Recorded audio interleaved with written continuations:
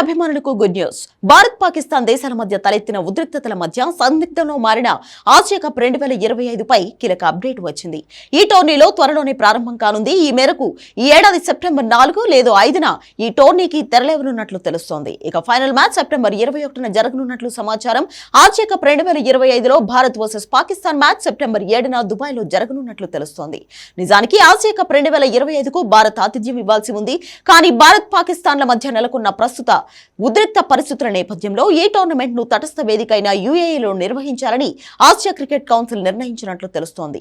గతంలో champions trophy 2025 సమయంలో కుదిరిన ఒప్పందం ప్రకారం భారత్ పాకిస్తాన్ మ్యాచ్లు తటస్థ వేదికలపై జరుగుతాయి. ఇదే రూల్ ను ఆసియా కప్ కూడా ఫాలో కానున్నారు. భారత్ వేదికగా 2026లో టీ20 ప్రపంచ కప్ జరగనుంది.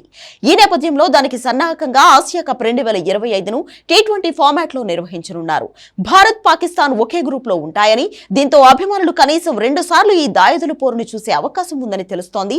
అదే జరిగితే సెప్టెంబర్ 14న మరోసారి భారత్ పాక్ తలపడతాయి. దీనిపై అధికారిక ప్రకటన రావాల్సి ఉంది. రెండు దేశాల మధ్య ఉద్రిక్తతల మధ్య కొన్నేళ్లుగా భారత్ పాకిస్తాన్ జట్ల మధ్య ద్వైపాక్షిక సిరీస్లు జరగడం లేదు. కేవలం ఐసీసీ టోర్నీలు, ఆసియా కప్లు మాత్రమే తలపడుతున్నాయి. కానీ పహల్గామ్ ఉగ్రదాడి తర్వాత భారత్ పాకిస్తాన్ల మధ్య సంబంధాలు మరింత దిగజారాయి. దీంతో ఈ రెండు జట్ల మధ్య మ్యాచ్ ఉండకపోవచ్చని అంతా భావించారు. కానీ ఏసీసీ చొరవ, ప్రసారకర్తలు, స్పాన్సర్ల విజ్ఞప్తి మేరకు ఈ టోర్నీలో పాల్గొనాలని భారత్ డిసైడ్ అయినట్లు తెలుస్తోంది.